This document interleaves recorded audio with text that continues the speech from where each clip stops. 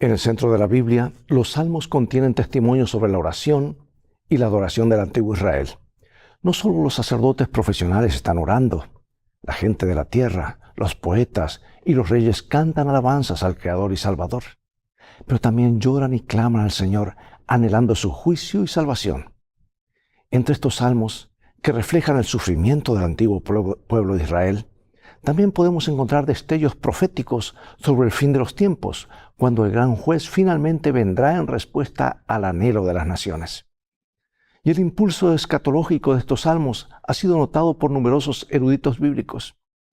Y en las próximas 2 lecciones buscaremos en estos poemas y canciones sagradas mensajes que nos hablen a nosotros, que vivimos en el tiempo del fin. Pensaremos en nuestro sufrimiento, nuestras frustraciones y nuestras experiencias dolorosas en respuesta al silencio de Dios. Anhelaremos la paz en los momentos de problemas y guerras. Lloraremos con el pueblo de los salmos, pero también seremos consolados y fortalecidos en nuestra esperanza al conocer la realidad y la certeza de las promesas de Dios. Y nuestra última respuesta será entonces adorar al Señor. Entonces comprenderemos mejor la profundidad y el significado del anhelo de Israel.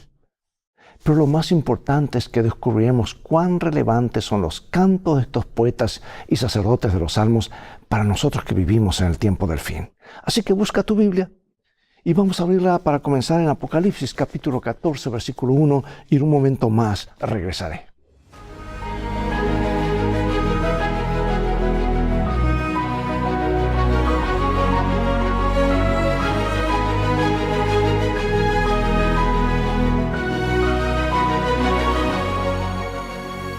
Apocalipsis 14:1. Después miré y aquí el Cordero estaba en pie sobre el monte de Sión, y con él 144,000 que tenían el nombre de él y el de su Padre escrito en la frente. Como adventista del séptimo día, estamos acostumbrados a buscar los símbolos del Apocalipsis en los relatos del Antiguo Testamento para entender qué representan. Sin embargo, estos relatos no son la única fuente provechosa de información, ya que estos símbolos se encuentran presentes a lo largo de todo el Antiguo Testamento, incluyendo sus secciones poéticas. Y una fuente de información particularmente provechosa es el libro de los Salmos. La colección de poesía sagrada que explora numerosas experiencias humanas e interacciones posibles con Dios, desde el abatimiento por el pecado y el sufrimiento, hasta la alegría desbordante en su presencia y sus reiteradas promesas de perdón y salvación. Todo está allí. Una lectura atenta de los Salmos aporta detalles que hacen revivir el libro de Apocalipsis, especialmente el capítulo 14, donde se describe la obra final de la iglesia remanente de Dios en la tierra. Se ha encomendado al pueblo de Dios de los últimos días la misma misión que el antiguo Israel: ser luz para las naciones y presentar el último llamado misericordioso a todos los pueblos para que adoren y obedezcan a su Creador. Algunos detalles contenidos en el libro de Salmos, el himnario de Dios, así llamado, pueden mostrarnos nuevas formas de entender y apreciar nuestro papel en los momentos finales de la historia de la tierra. Cuando Moisés supervisó la construcción del tabernáculo, no se le permitió utilizar cualquier diseño, sino que Dios mismo le mostró el modelo que debía seguir. Y le dijo: y cuida de hacer todo conforme al modelo que te ha sido mostrado en el monte. Descubrimos en el libro de Hebreos que el modelo utilizado era el de una realidad superior, el santuario celestial. Y aquí nos dice, la Biblia se explica a sí mismo, Hebreos 9, 11 al 15. Pero estando ya presente Cristo, sumo sacerdote de los bienes venideros, por el más amplio y más perfecto tabernáculo, no hecho de manos, es decir, no de esta creación, y no por sangre de machos cabríos ni de becerros, sino por su propia sangre, entró una vez para siempre en el lugar santísimo, habiendo obtenido eterna redención. Porque si la sangre de los toros y los machos cabríos y la ceniza de las becerras rociadas a los inmundos santifican para la purificación de la carne, cuánto más la sangre de Cristo, el cual mediante el Espíritu eterno se ofreció a sí mismo sin mancha a Dios, limpiará vuestras conciencias de las obras muertas para que sirváis al Dios vivo. Así que por eso es mediador de un nuevo pacto, para que, interviniendo muerte para la remisión de las transgresiones que había bajo el primer pacto, los llamados reciban la promesa de la herencia eterna. Bueno, dice mucho este versículo, ¿verdad? Hay mucho encapsulado, pero ¿qué nos enseña acerca de lo que Él hace por nosotros? Muchísimo, ¿verdad? Allí está el plan de salvación revelado. La sangre del Cordero nos limpia de todo pecado. Bueno, el santuario terrenal prefiguraba a Jesús con asombrosa minuciosidad. Desde el sacerdote y las ofrendas hasta el mobiliario y los detalles del diseño, todo ello hablaba de Jesús. Y el libro de Apocalipsis abunda imágenes del santuario. Allí están muchas de las imágenes. Encontramos allí el candelabro en los versículos iniciales, el arca de la alianza mencionada explícitamente en el capítulo 4 y otras numerosas alusiones al templo. Si no se conoce el santuario antiguo del Antiguo Testamento, es imposible comprender lo que Juan quiere decir con las descripciones de sus visiones. Por eso es importante, amigos, leer toda la Biblia. Por eso es importante predicar toda la Biblia. Porque las experiencias de Israel, dice Pablo, le sucedieron por ejemplo y fueron escritas para advertirnos a nosotros, a los que han llegado al fin del tiempo. Y podemos aprender mucho a partir de los detalles del templo. El libro de Salmos contiene un componente importante en tal sentido, ya que muestra cómo interactuaba el pueblo de Dios con Él mediante el templo y sus servicios. De paso, los servicios del templo, allí está todo el plan de salvación de la A hasta la Z. Allí también vemos cómo se relacionaba David con el santuario y cuál era la respuesta del pueblo de Dios a lo que el Mesías haría por ellos. Además de esos modelos que nos ayudan a entender mejor el ministerio de Jesús, las experiencias de quienes comprendieron lo que Dios enseñaba por medio del santuario contienen valiosas lecciones para nosotros y para nuestra relación con Dios. Vamos entonces a uno de los salmos. Salmo 122, 1. Yo me alegré con los que me decían, a la casa de Jehová iremos. Aún no podemos ir literalmente a esa casa del Señor, ya no está allí y no tendría sentido construir otra en la tierra. ¿Qué elementos entonces contiene este salmo que nos anima en relación con lo que Cristo hizo por nosotros? Bueno, Apocalipsis 14, allí encontramos al pueblo de Dios de pie sobre el monte de Sión. Este se encontraba al oeste de lo que hoy se conoce como la ciudad vieja en Jerusalén, y era considerado la sede del trono de Dios o de su presencia ante su pueblo. Con el tiempo, el monte Moria, adyacente al de Sión y donde estaba el templo, llegó también a ser identificado como monte de Sión. En otras palabras, esta importante descripción del remanente de Dios de los últimos días se presenta en el lenguaje característico del santuario como la mayoría de las escenas claves del Apocalipsis. Gracias al Cordero, el pueblo de Dios está en el Monte Santo. Y David hace una pregunta de suma importancia en Salmos 15 y 24. Y dice, ¿quién residirá en tu santo monte? Y él mismo contesta, el que anda en integridad y hace justicia y habla verdad en su corazón, el que no calumnia con su lengua, ni hace mal a su prójimo, ni admite reproche alguno contra su vecino, el limpio de manos y puro de corazón, el que no ha elevado su alma a cosas vanas, ni jurado engaño. Ahora, compara esta respuesta que el mismo salmista dice con la descripción que hace Apocalipsis 14 del pueblo de Dios que está en Sión. ¿Qué paralelismo podemos encontrar aquí? Apocalipsis 14, 1 al 5. Tenían el nombre de él y de su padre escrito en la frente, y cantaban un cántico nuevo delante del trono y delante de los 4 seres vivientes y de los ancianos. Estos son los que siguen al Cordero por donde quiera que va. Estos fueron redimidos entre los hombres como primicias para Dios y para el Cordero, y en sus bocas no fue hallada mentira, pues son sin mancha delante del trono de Dios. Ahora la pregunta es, ¿cómo uno puede unirse a este grupo? ¿Y qué significado tiene el hecho de que el nombre del Padre es escrito en sus frentes? Símbolo de conocimiento, conciencia, aceptación, ¿verdad? ¿Te suena conocido con esto del sello de Dios? Sello invisible, pero que está en nuestras conciencias, en nuestras mentes. La descripción de aquellos a quienes se les permite estar en la presencia de Dios, según los Salmos 15 y 24, representa una tarea bastante difícil de cumplir para los simples pecadores. Por eso la pregunta es, ¿Quién de nosotros puede decir honestamente que siempre ha caminado rectamente o que siempre ha dicho la verdad? Ninguno de nosotros puede decir que no caerá jamás. La Biblia enseña que si decimos que no hemos pecado o que nunca hemos pecado, la verdad no está en nosotros. La única conclusión posible a la que podemos llegar es que el Cordero es quien nos permite estar en pie sobre el monte de Sión. Y aunque el Cordero no es mencionado en estos dos salmos de David, aparece en la descripción de Apocalipsis 14. Y da la impresión de que Apocalipsis 14 respondiera a la pregunta de David: ¿quién habitará en tu santo monte? Ahora que el Cordero de Dios está establecido en el monte de Sión, o el santuario, nosotros también debemos estar allí en virtud de su perfecta justicia acreditada a nosotros por la fe. Y podemos tener la plena seguridad para entrar en el santuario por el camino nuevo y vivo que Él nos abrió a través del velo, esto es, de su carne. Sin su sangre no habría esperanza para nosotros. Piensa en todas las promesas bíblicas de victoria sobre el pecado. ¿Por qué aún con esas promesas seguimos sin estar a la altura del ejemplo perfecto de Jesús, que Jesús nos ha dado y que necesitamos su vida perfecta como sustituto nuestro?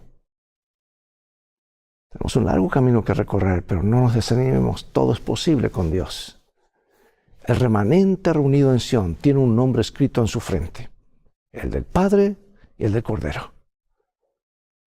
Puesto porque Jesús es la imagen misma del Padre, es dudoso que se trate de dos nombres diferentes. En las Escrituras un nombre no representa una simple designación con la que las personas se dirigen unas a otras, sino el carácter. Eso es lo que decía el nombre. Y aún hoy en muchas culturas se dice que una persona tiene un buen nombre cuando los demás opinan bien de su carácter. Y cuando Moisés pidió ver la gloria de Dios, ¿cuál fue la respuesta divina? ¿Qué ocurrió luego cuando Dios proclamó su nombre ante Moisés?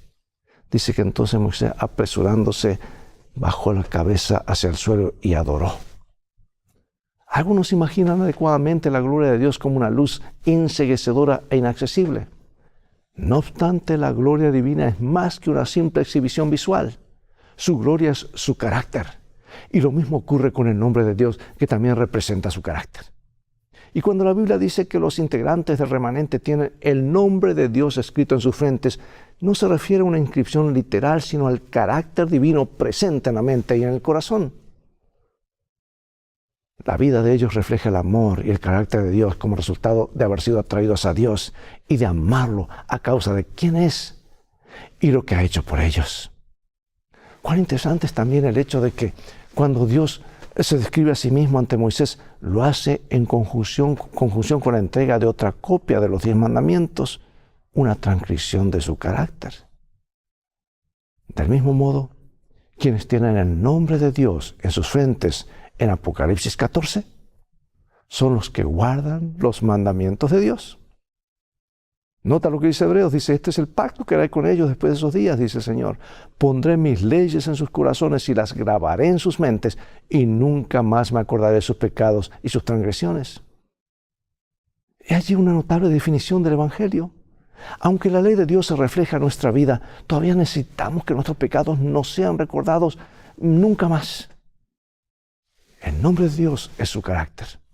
Su ley moral es un trasunto de su carácter, Y aquellos que se reúnen en el monte santo de Dios en los últimos días están imbuidos de un amor por Dios que se pone de manifiesto en la obediencia a su ley.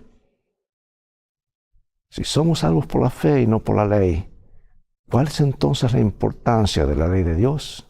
Muchísima, muchísima. Negarlo es negar el carácter de Dios en nuestras vidas. Bueno, en Salmo 5, David traza agudos contrastes entre los perdidos y quienes han sido redimidos. David insiste en que el mal no habitará con Dios. Y el objetivo del tabernáculo era que Dios pudiera habitar entre su pueblo. Algo que Dios también pretende en el caso del reino de Cristo. Quienes quieran acercarse al trono de Dios deben ser redimidos. También es digno de mención el Salmo 5, que Salmo 5:7 describe un acto de adoración que es la cuestión central en juego en el gran conflicto, la adoración. Lucifer pidió ser adorado, pero era un ser creado, no puede ser adorado. Y aún sigue con ese deseo. Y Apocalipsis 13 menciona 6 veces la adoración, y los mensajes de los 3 ángeles llaman al mundo a adorar ¿a quién? Al que hizo el cielo, la tierra, el mar y las fuentes de las aguas. David dice que reverencia a Dios, y el mensaje del remanente hace el siguiente llamado al mundo. Dice, respeten a Dios, denle gloria, porque ha llegado la hora de su juicio. Observa también que dice que no se halló engaño en las bocas de los redimidos, pues son veraces y sus palabras y sus acciones reflejan el carácter justo de Dios. Según David, no hay sinceridad en la boca de los malvados. Y la escena de Juan presenta aquí en esa parte clave del Apocalipsis, pues es asombrosa. Simples pecadores que han sido rescatados de la muerte y ahora tienen el privilegio de estar en la presencia de Dios. Ese es el milagro de los milagros. No han ganado ese derecho, sino que les ha sido concedido por el Cordero de Dios. Porque el Cordero es justo. El justo Hijo del Hombre está allí con ellos. Fueron perdonados, están redimidos y ya no tienen que cargar con su propia culpa porque el Cordero de Dios la ha llevado por ellos. Y cuando el nombre de Dios ha sido escrito en el corazón, es difícil permanecer en silencio, ¿verdad? El pueblo de Dios hace el último ofrecimiento de misericordia a gran voz. Y eso es lo que representa el mensaje de los 3 ángeles. El último llamado de misericordia de Dios a la humanidad. Después de que el Señor apareció en Isaías en la escena de la sala del trono, en Isaías 6, 1 al 8, y después de que se le dijo que su culpa había sido quitada y su pecado perdonado, respondió al llamado de Dios diciendo, aquí estoy, envíame. Y cuando supo que había sido limpiado por Dios, y a pesar de conocer sus faltas, estuvo dispuesto a trabajar para el Señor. ¿No ocurre lo mismo con nosotros? Por eso pregunto, ¿cómo podemos proclamar la salvación a otros si nosotros mismos no la hemos experimentado? La salvación puede ser nuestra por la fe en Jesús y en lo que Él ha hecho por nosotros. ¿Qué promete hacer David después de haber sido perdonado y limpiado de su pecado? Veamos Salmo 51, 13. Entonces enseñaré a los transgresores tus caminos y los pecadores se convertirán a ti. Ser llamado a la presencia de Dios es, en última instancia, ser enviado al mundo con una misión. Y en su sabiduría, Dios ha comisionado a los redimidos para servir como su vocero principal en favor de un mundo caído. El impacto de su pueblo en la tierra se hará sentir poderosamente en algún momento.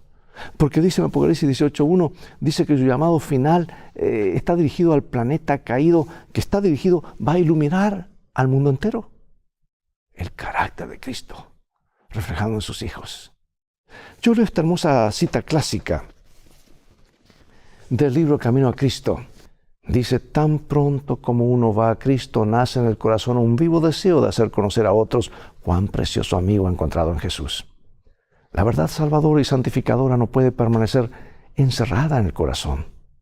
Si estamos revestidos de la justicia de Cristo y rebosamos de gozo por la presencia de su Espíritu, no podemos guardar silencio. Si hemos gustado y visto que el Señor es bueno, tendremos algo que decir. Como Felipe cuando encontró al Salvador, invitaremos a otros a ir a Él. Vuelvo a repetir, amados, tan pronto como uno va a Jesús, nace en el corazón el deseo de compartir a Jesús a otros. Y lo contrario es cierto. Si no estamos yendo a Jesús, pues es difícil compartirlo, ¿verdad? Y los mensajes de los 3 ángeles, Apocalipsis 14, se basan en este evangelio eterno, las buenas nuevas. Esto significa que aún antes de la exhortación a adorar a aquel que hizo el cielo, la tierra, el mar y la fuente de las aguas, del anuncio de la caída de Babilonia y de la advertencia contra la adoración a la bestia y su imagen, se proclama el fundamento del evangelio de la salvación en Jesús. Las advertencias y los mensajes de los 3 ángeles no son otra cosa que la esperanza y la confianza que los voceros de estos mensajes tienen en Jesús y en lo que Él ha hecho por ellos, todo el respaldo y el mensaje del sacrificio de Jesús. Fuera del Evangelio eterno, realmente no tenemos nada de valor que decir al mundo, hermanos. Mediten el hecho de que incluso antes del inicio de la proclamación de los mensajes de los 3 ángeles, se nos señala el Evangelio eterno. Por eso, ¿qué nos dice esto acerca de cuán fundamental es esta verdad para todo lo que creemos? Yo quiero finalizar con esta cita inspirada que está en el libro Patriarcas y Profetas. Los salmos de David pasan por toda la gama de la experiencia humana, desde las profundidades del sentimiento de culpabilidad y condenación de sí hasta la fe más sublime y la más exaltada comunión con Dios. El registro de su vida muestra que el pecado no puede traer sino vergüenza y aflicción, pero que el amor de Dios y su misericordia pueden alcanzar hasta las más hondas profundidades, que la fe elevará el alma arrepentida hasta hacerle compartir la adopción de ser hijos de Dios. De todas las promesas que contiene su palabra, es uno de los testimonios más poderosos en favor de la fidelidad, la justicia y la misericordia del pacto de Dios. Juré a David mi siervo, mi mano será firme en su favor, mi brazo también lo fortalecerá, mi fidelidad y mi amor estarán con él, y en mi nombre será exaltado su poder. Pondré su mano sobre el mar y sobre los ríos su diestra. Me llamará mi Padre, mi Dios, la roca de mi salvación. Yo también lo pondré por primogénito, el más excelso de los reyes de la tierra. Para siempre conservaré mi amor hacia él, y mi pacto será firme con él. Sus descendientes reinarán para siempre, y su trono durará como los días del cielo. Amados, ¿por qué nuestra esperanza en la venida del Señor, la preocupación por las señales de los tiempos, los acontecimientos sensacionales que se desarrollan en el mundo y nuestro deseo de prepararnos para el reino de Dios deben complementar nuestro trabajo personal en el crecimiento y desarrollo del carácter como cristianos? ¿Por qué los sentimientos y pensamientos de nuestro corazón deben corresponder también con nuestros ideales del reino? Analiza por qué nuestro esfuerzo religioso por santificarnos y nuestro ideal de santidad deberían hacernos más sensibles hacia nuestro prójimo y éticos en nuestro trato con él. Dios nos ayude para que tengamos una visión clara de quién es Dios, cómo nos ha rescatado y cuál es el mensaje precioso que tenemos que dar al mundo para reflejar su carácter. Padre Celestial, nos inclinamos ante ti en santa devoción, respeto, admiración y gratitud. ¿Cómo lo has hecho, oh Dios? ¿Quiénes somos? Polvo. Pero te dignaste enviar a tu Hijo para rescatarnos. Nos viste perdidos y hoy nos das esperanza, la última esperanza, la segunda y última oportunidad. No queremos hacerlo a un lado, al contrario, queremos agradecerte y vivir para ti y vivir aceptándote a ti, oh Dios, porque queremos vivir contigo por la eternidad. Nos entregamos a ti en esta hora. Queremos reflejar tu carácter. Para eso limpia el vaso de nuestra vida.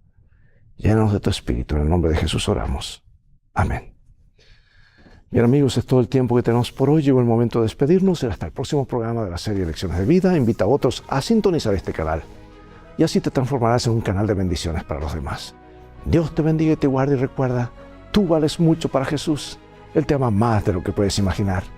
Y en este viaje de la vida las cosas van a terminar bien si haces de la Biblia tu GPS y a Jesús como tu guía. Maranatá.